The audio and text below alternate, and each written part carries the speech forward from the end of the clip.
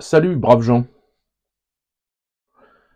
Euh, c'est mon anniversaire aujourd'hui, donc merci pour ceux qui vont me le souhaiter à l'avance. Euh, j'ai pas de cadeau parce que m'a acheté quelque chose, mais c'est au magasin. Et pour l'avoir, il faut le QR code sur le téléphone. Et son téléphone, ça fait 4 jours qu'il est perdu. Donc, il va falloir attendre. Bref, euh, je sais que c'est une. Enfin, j'espère que c'est ça d'ailleurs. Elle m'a demandé ce que je voulais. C'est une lampe qui s'accroche sur le bureau et c'est un cercle lumineux avec une loupe au milieu. Comme ça, vous pouvez faire des choses précises. Voilà. Comme j'ai envie de me remettre à la peinture de figurines ou des choses comme ça, j'ai demandé ça.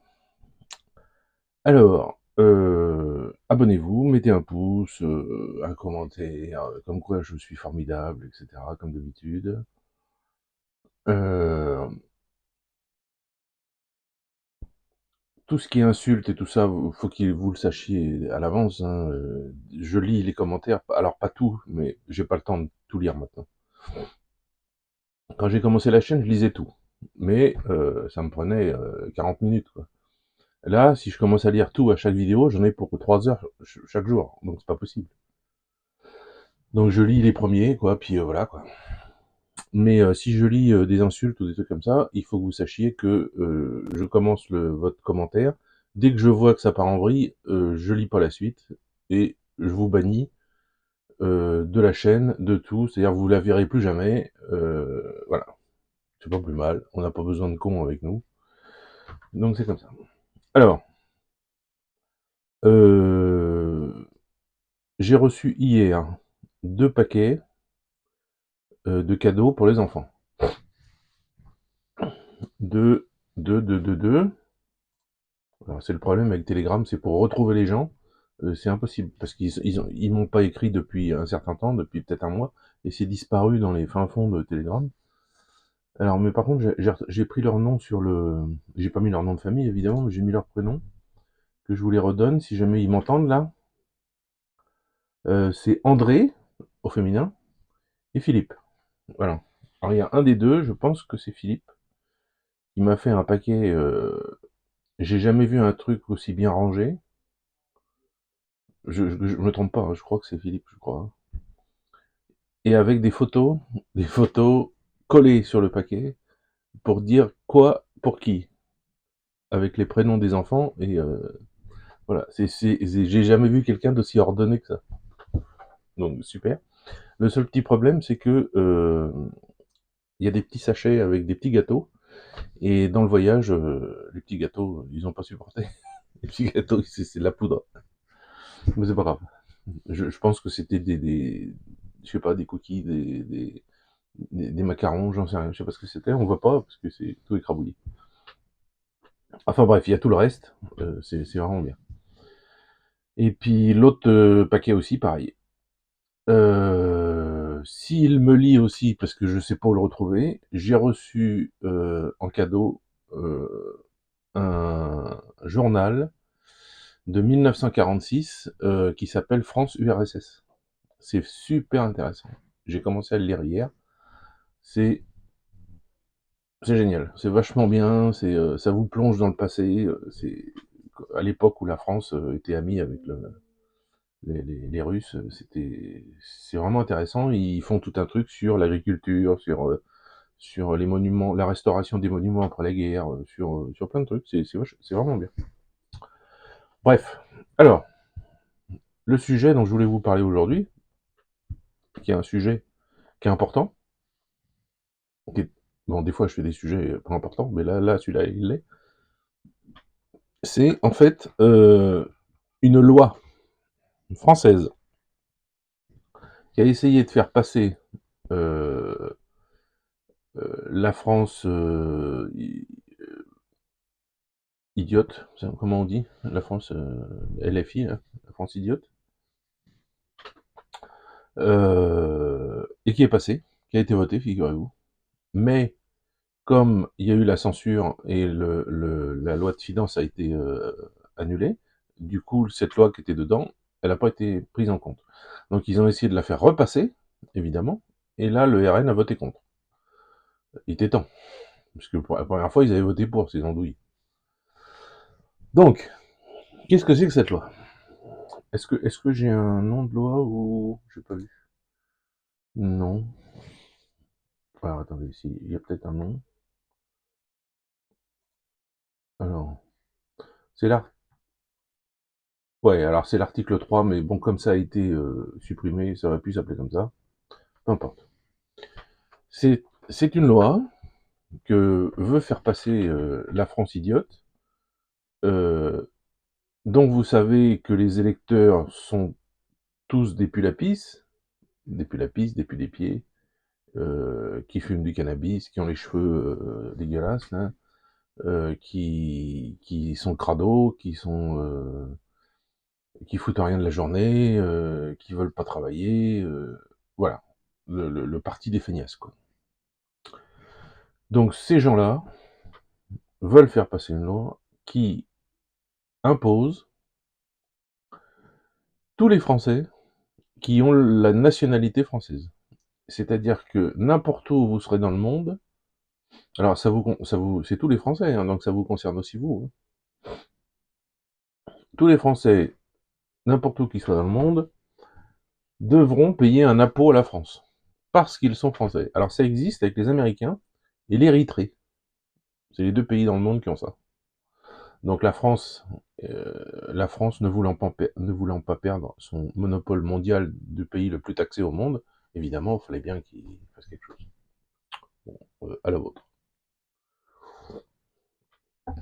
Donc, euh, ça va être un sac de nœuds, parce qu'il va falloir que vous déclariez ce que vous payez dans le pays où vous habitez. Par exemple, vous payez 500 € d'impôts. Imaginons, bon, en Russie, je paye pas ça, mais imaginons que je paye 500 € d'impôts en Russie. Avec les revenus que je déclare à la France, alors il faudrait que je déclare mes revenus que j'ai ici à la France. Alors, hein, vous avez compris que c'est encore une loi stupide, parce que qui va déclarer vraiment ce qu'il gagne dans un pays où la France peut même pas foutre le nez? Évidemment, je vais leur dire que je gagne 0, je gagne 5 € par mois, et puis voilà. Mais bon, bref, dans l'absolu, euh, vous leur déclarez que vous gagnez tant, et ben, si ce chiffre en France était imposé à 1 000 €, et ben, vous avez les 500 € que vous payez en Russie, enfin dans n'importe quel pays où vous habitez, et ben, il faudra payer les 500 € de plus à la France. C'est une sorte d'extraterritorialité de l'impôt français. C'est-à-dire que, un peu comme les Américains qui font leur loi est valable partout dans le monde, et ben nous, nos impôts sont valables partout dans le monde. C'est absolument répugnant comme loi. Pourquoi? Parce que ces andouilles, la France idiote là, euh, ils disent que c'est pas normal parce que les Français qui sont à l'étranger, dès qu'ils sont malades, ils reviennent en France avec la sécurité sociale, taratati, taratata. Bon, c'est totalement faux. Pour la raison que, après 2 ans à l'étranger, vous n'avez plus le droit à la sécu. Ça m'est arrivé, je vivais en Russie, je suis retourné en France à une époque, parce que ma grand-mère était décédée, j'ai voulu aller voir un médecin, on m'a dit non. On m'a dit non, non, vous pouvez pas voir un médecin, vous avez plus de sécu parce que ça fait plus de 2 ans que vous êtes parti. Ah, merci. Est-ce que je peux avoir la CMU? Le truc universel que n'importe quel étranger qui vient illégalement en France? Non, pas le droit. J'ai eu le droit à rien du tout. Donc quand c'est comme ça, il faut les niquer. Et on m'a dit, on peut vous réouvrir vos droits si vous avez des fiches de paye. Alors, bah, vous savez bien que pour avoir des fiches de paye, bah, faut chercher un boulot, faut y aller, faut travailler un mois, faut ci, faut ça. Donc, ce que j'ai fait, et ce que je vous conseille, si ça vous arrive un jour d'avoir ce genre de situation, j'ai contacté par internet une société qui fait faire des enquêtes. Par exemple, moi, c'était à la Société Générale. Mon travail a été d'aller à la Société Générale. J'avais tout un truc à vérifier, donc je devais faire comme si je voulais faire un crédit. Mais je devais vérifier, en fait, j'étais là pour ça, s'il y avait des stylos qui traînaient sur la table, s'il y avait des dossiers d'autres clients où je voyais les noms, s'il y avait ci, s'il y avait ça, si c'était propre, si voilà. Et pour ça, j'ai gagné 19 €. Et bien évidemment, pour 19 €, ils m'ont donné une fiche de paye. Donc avec ma fiche de paye de 19 €, je suis allé à la sécu, j'ai dit: «Voilà, une fiche de paye». «Ah d'accord», et c'est bon. Et on m'a réouvert mes droits à la sécu. Chose qui, depuis que je suis parti, ça fait plus de 2 ans, j'ai plus droit, parce que ça dure que 2 ans, hein. C'est-à-dire vous cotisez toute votre vie, mais vous y avez droit que 2 ans si vous partez du pays. Bon, à la rigueur, je veux bien, puisque de toute façon, la sécu en France, c'est zéro. Ça vaut plus rien, c'est plus gratuit, ça vaut plus rien. En Russie, tout est gratuit, les médecins sont bons, voilà. Vous donnez, vous savez, j'ai été me faire opérer il y a combien de temps maintenant? Il y a un mois peut-être. J'ai donné 50 € au médecin. Voilà, 5 000 roubles. C'est tout. C'est tout ce que ça m'a coûté. Euh, les 5 jours à l'hôpital, l'anesthésie, le médecin, enfin, le chirurgien, tout, 5 jours, 50 €. Donc c'est pas la peine d'avoir une sécu et tout ça, de s'emmerder avec des trucs comme ça. Alors évidemment, si vous habitez à Moscou, alors là, c'est plus 50 €, là, c'est 50 000. Mais bah, il n'y a qu'à pas habiter à Moscou, c'est tout. Sauf si vous êtes un Parisien, que vous voulez la vie parisienne, et ben vous allez habiter à Moscou. Si vous voulez la vie russe, vivre avec des Russes, chez des Russes, et ben vous venez à la campagne. Bref, c'est autre chose. Donc cette loi veut taxer les Français qui sont à l'étranger. Donc, moi je ne vois qu'une chose, c'est que vu que la France ça vaut plus rien, la sécurité sociale c'est le dernier truc qui nous retenait, il n'y a plus, parce que s'il faut 10 mois pour avoir un rendez-vous pour un médecin, c'est pas la peine. Et que dans les autres pays, il y a les pays de l'Est, parce que je vous parle, il n'y a pas que la Russie, hein, la Biélorussie aussi, la Chine, tout ça, enfin c'est comme ça, hein. Il y a pas besoin de 10 mois pour aller voir un médecin. Donc dans ces pays-là, donc vous avez plus besoin de la sécu en fait. Voilà, un médecin, si vous voulez vous faire opérer vite, ou vous avez un problème, bah bon bah vous allez. Alors oui, quelqu'un m'a dit, oui mais quelqu'un qui a un cancer et qui est à Moscou, ça lui coûte des millions. Bah ouais, il est à Moscou, ouais. Il est à Moscou. Ça coûte des millions, ouais, c'est vrai. Il y a des gens qui dépensent des millions pour. J'en connais un qui est comme ça, qui a fait ça, qui a payé des millions, qui a vendu sa maison, tout, pour aller en Israël pour faire un traitement, un nouveau traitement incroyable, je sais pas quoi. Il est revenu, il est mort 3 mois après. Bref, je suis désolé de vous dire ça, mais nous on a la médecine gratuite, on voit des médecins qui sont très bons, mais il y a un moment, on n'est pas des dieux, on est des humains. S'il nous arrive quelque chose de grave, bon, moi j'ai le beau rôle de dire ça parce que j'ai failli mourir peut-être 10 fois dans ma vie, quand j'étais flic, quand j'étais militaire, enfin bon, bref, donc mourir, ça me fait pas peur, je m'en fous pas, mais en fait, je suis surtout, la première idée que j'ai, c'est d'être curieux de savoir ce qu'il y a après. Voilà, c'est ça mon truc. Le jour où je vais mourir, je sais que ma dernière pensée, ça sera ça. Enfin, je vais dire, ah, ça y est, je vais voir ce qu'il y a après. Donc bon. Donc ça me dérange pas. Donc si jamais il m'arrivait un cancer, machin, je sais pas quoi, eh ben j'ai un cancer, c'est tout. Puis j'essaye de le soigner comme les autres ici, avec les médecins. Voilà, je vais pas aller vendre ma maison pour aller en Israël, faire je sais pas quoi. Non, sûrement pas. Je reste avec ma famille, avec les gens qu'on aime, avec tout ça, et puis on finit sa vie normalement, tranquillou. Et puis voilà. Bon, je sais que ça fait mal, ça fait très mal des fois, où les gens souffrent, oui, mais c'est pas parce qu'on va en Israël qu'on va pas souffrir. Bon, la preuve, il y est allé, il a tout dépensé, il est mort 3 mois après. Bref. Donc, c'est plus la Sécu qui nous retient en France. Plus du tout, ça vaut plus rien. Elle vaut plus rien la Sécu. Le chômage, c'est zéro. Il faut bien que ça soit dans votre esprit que quand vous avez un gouvernement qui vous dit oh, le chômage il a baissé, c'est pas le chômage qui a baissé, c'est des mensonges. c'est qu'ils ont viré plein de gens du chômage, du chômage. Ils ont viré plein de gens du chômage. Vous comprenez?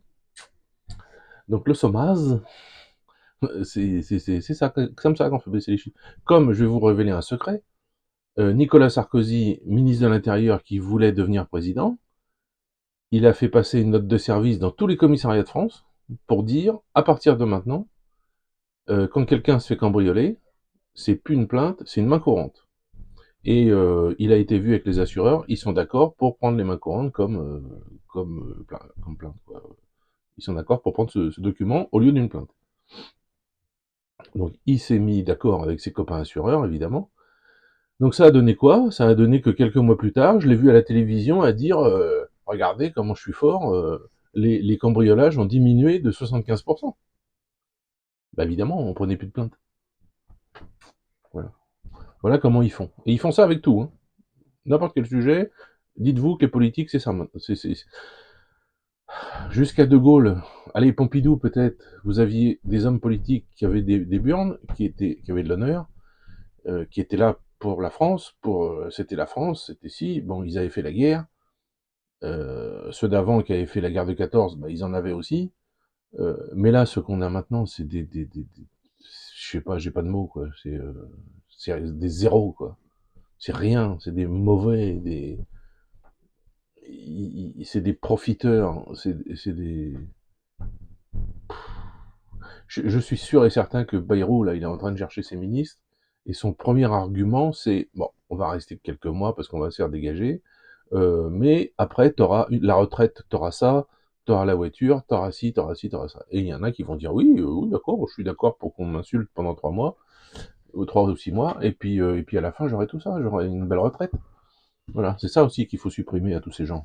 Même les anciens présidents, ministres, il faut tout supprimer. Il faut les mettre au SMIC. S'ils veulent des sous, ils font comme nous, ils bossent. Enfin bref, parce qu'ils ont les sous et ils bossent.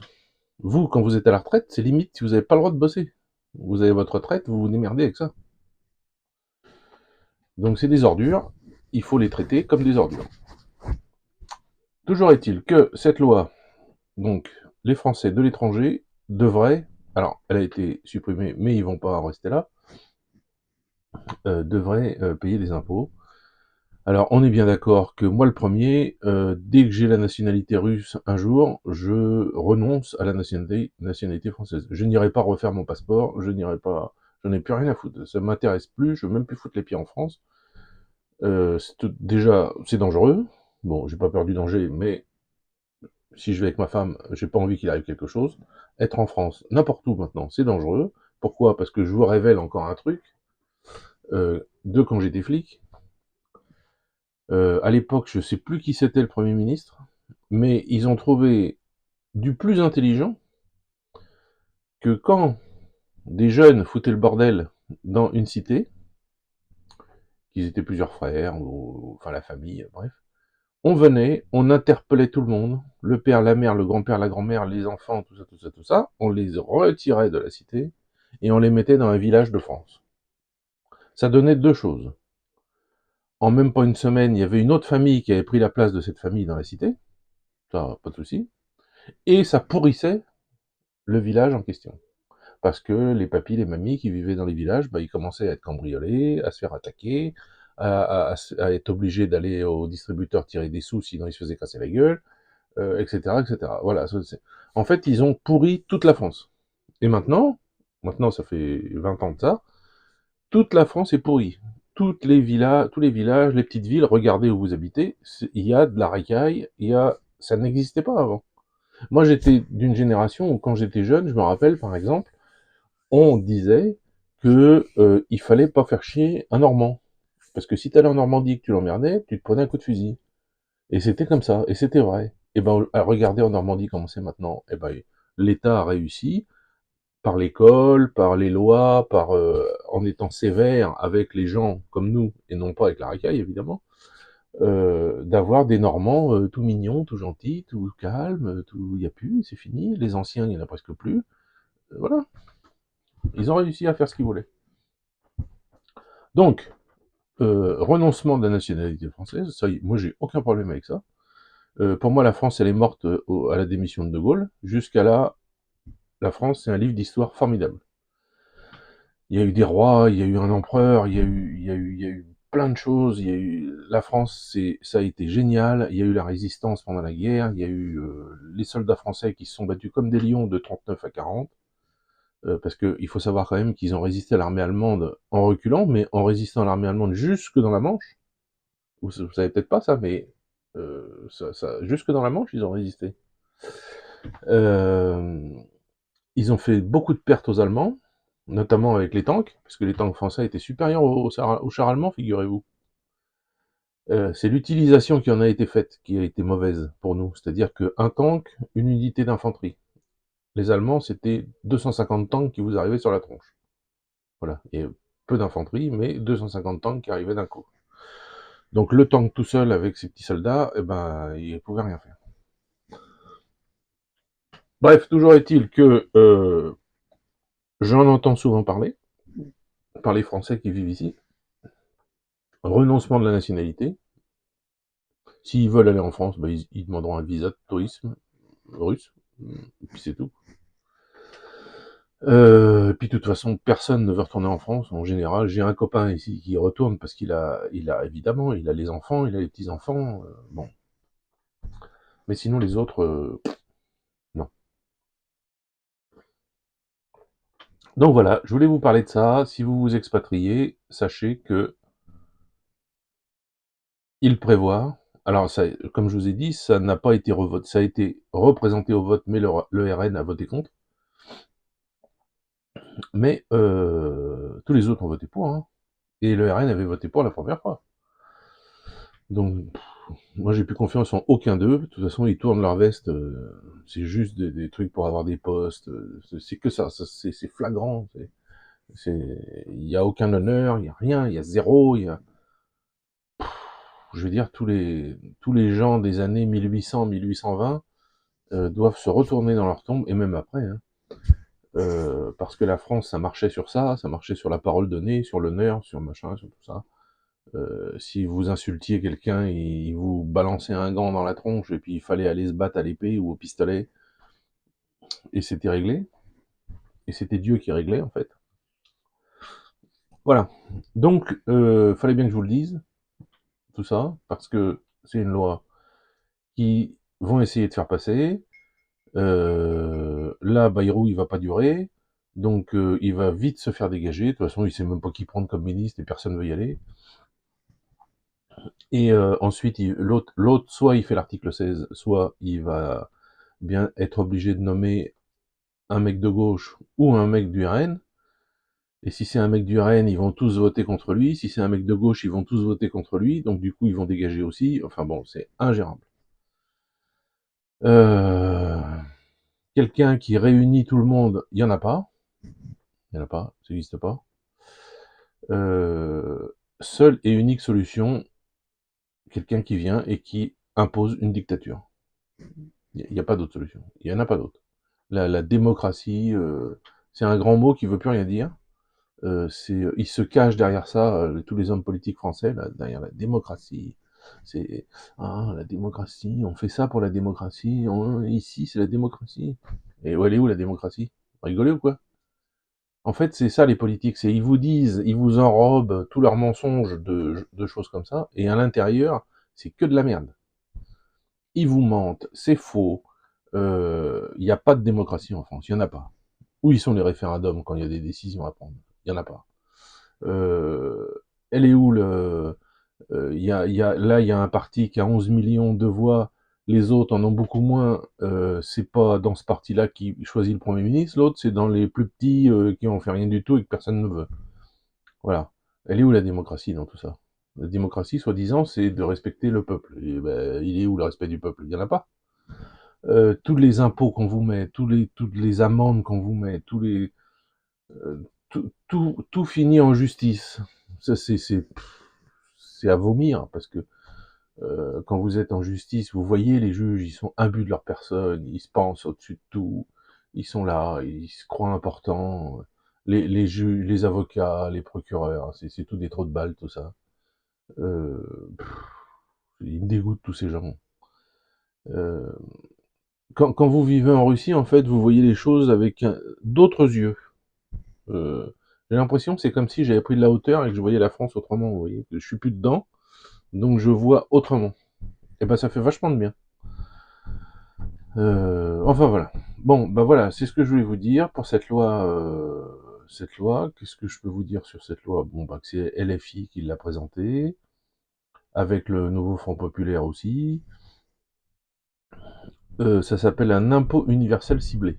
Voilà, c'est-à-dire comme si t'en payais pas assez. Ah oui, bah, et attendez pour finir, parce que j'ai oublié de vous dire un truc, c'est que ils vous taxent, ils veulent vous faire payer des impôts si vous vivez à l'étranger, parce que vous êtes français, mais vous n'avez pas le droit à la Sécu, vous n'avez pas le droit aux écoles gratuites, vous n'avez pas le droit à l'administration française gratuite, vous n'avez pas le droit à ci, vous n'avez pas le droit à ça, vous n'avez le droit à rien.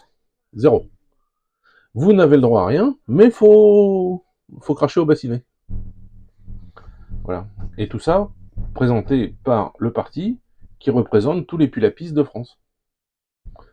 Tous ceux qui foutent rien, qui sont bons à rien, qui vivent du RSA ou du SMIC, qui sont au téléphone chez des opérateurs, voilà, puis qui sont gaga, je sais ce que c'est, je l'ai fait pendant quelques mois.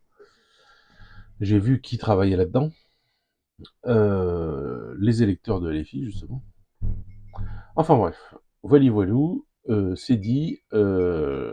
Moi, je vais aller préparer mon anniversaire. Je me suis acheté une bouteille de rhum avec du jus d'ananas, non, du jus de mangue. Et pour mon copain qui vient, une bouteille d'1,5 litre de vodka. Ça, c'est sûr il va la boire. Euh, Juste pour info, hier, je suis passé chercher les 2 colis qu'on m'a envoyés chez des petites gens, des personnes âgées qui vivent dans le village d'à côté, parce que c'est toujours là que la poste dépose quand on n'est pas là, et on signe le papier après, et tout ça. Vous voyez, en Russie, c'est comme ça. Ils déposent chez les gens, ils vous disent c'est là, vous allez chercher votre colis, et puis c'est tout. Et, le monsieur qui doit avoir pas loin de 80 ans, il était complètement cuit. Sa femme était pas là parce qu'elle se faisait opérer d'un œil. Et il était avec un autre monsieur que je connais, Sacha, là, et alors, c'est parce que c'était les 40 jours après, c'est comme ça dans la religion orthodoxe, 40 jours après la mort de son beau-fils, qui était comme son fils. Vraiment un type en or. Il est mort, je sais pas de quoi. Et, euh, et 40 jours après, on fait toujours un repas ou quelque chose comme ça, ou on boit un coup pour l'âme du défunt. Et là, ils avaient bien abusé, donc il a fallu que je m'assoie et puis que je m'y mette aussi. Et il m'a sorti un verre, je sais pas quoi, ça ressemblait comme un pot de confiture, mais on va dire la moitié de taille d'un pot de confiture. Et il m'a rempli ça avec du Samagon. Samagon, c'est la vodka maison, qui fait 70 degrés, pas 40. Et bah je l'ai bu en 2 fois le machin, bah je peux vous dire que ça a du mal à passer. Il m'a filé une grosse rondelle de saucisson avec là, pour aider à ce que ça passe, mais ça a été hyper dur à faire passer ça. Et il voulait me resservir un autre, j'ai dit non, non, non, non. Alors, vous avez toutes les excuses, les milliards d'excuses, toujours les mêmes. Oui, mais en Russie, on prend toujours deux verres, jamais un. Ah, je dis oui, oui, oui, mais moi, non, non, je peux pas. Et puis, puis bon, heureusement, j'avais Elena qui était là pour m'aider, pour dire non, non, mais faut qu'on s'en aille, faut qu'on s'en aille. On a les ouvriers à la maison. C'était pas vrai, mais bon. C'est le traquenard. Voilà. Enfin voilà, l'alcool maison, il pique bien.